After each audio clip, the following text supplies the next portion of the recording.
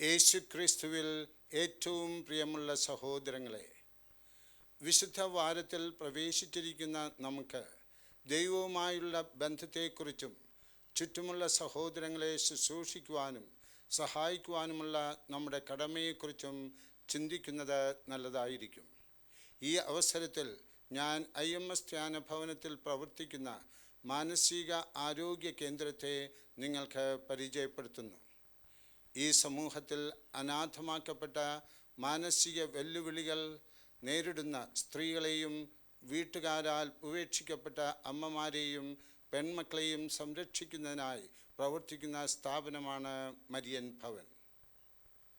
ക്രിസ്തു തൻ്റെ ജീവിതത്തിലൂടെ നമുക്ക് കാണിച്ചു തരുന്നത് ചുറ്റുമുള്ള നമ്മുടെ സഹോദരങ്ങളോട് അനുകമ്പയും സ്നേഹവും സഹവർത്തിത്വവും കാണിക്കാനാണ്. അത് അനുവർത്തിക്കുവാൻ യഥാർത്ഥ ക്രിസ്തു അനുയായി എന്ന നിലയിൽ നാം കടപ്പെട്ടവരുമാണ്. നമ്മുടെ മുൻപിൽ വിശന്ന് കൈനീട്ടുന്നവന് നാം കൊടുക്കേണ്ട സുവിശേഷം ആഹാരമായിരിക്കണം. വസ്ത്രമില്ലാത്തവന് വസ്ത്രവും പാർപ്പിടം ഇല്ലാത്തവന് പാർപ്പിടവും. ക്രിസ്തുനാഥൻ നമ്മെ ഓർമ്മിപ്പിക്കുന്നത്, എൻ്റെ ചെറിയ സഹോദരന്മാരിൽ ആർക്കെങ്കിലും നിങ്ങൾ സഹായം ചെയ്തപ്പോൾ അത് എനിക്ക് തന്നെയാണ് ചെയ്തത് എന്നാണ്. പള്ളിയിലെ ശുശ്രൂഷകൾ പങ്കെടുക്കുന്നതിൽ, ഒരു നേരത്തെ ആഹാരം ഉപേക്ഷിക്കുന്നതിൽ, ആചാരങ്ങൾ പാലിക്കുന്നതിലോ അല്ല യഥാർത്ഥ വിശ്വാസവും ഉപവാസവും.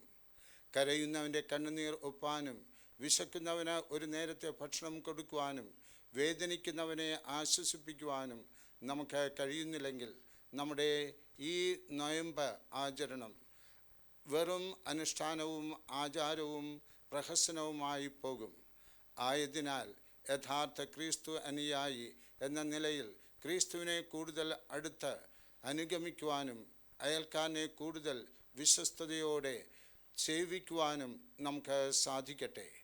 പ്രാർത്ഥനയുടെയും പരിത്യാഗത്തിൻ്റെയും ഈ നൊയമ്പ് അവസരത്തിൽ ചുറ്റുമുള്ള സഹോദരൻ്റെ നിലവിളിക്ക് നമുക്ക് ചെവി കൊടുക്കാം.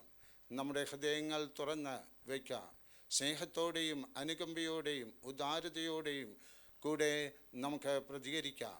പിതാവിൻ്റെയും പുത്രൻ്റെയും പരിശുദ്ധാത്മാവിൻ്റെയും നാമത്തിൽ ആമേൻ.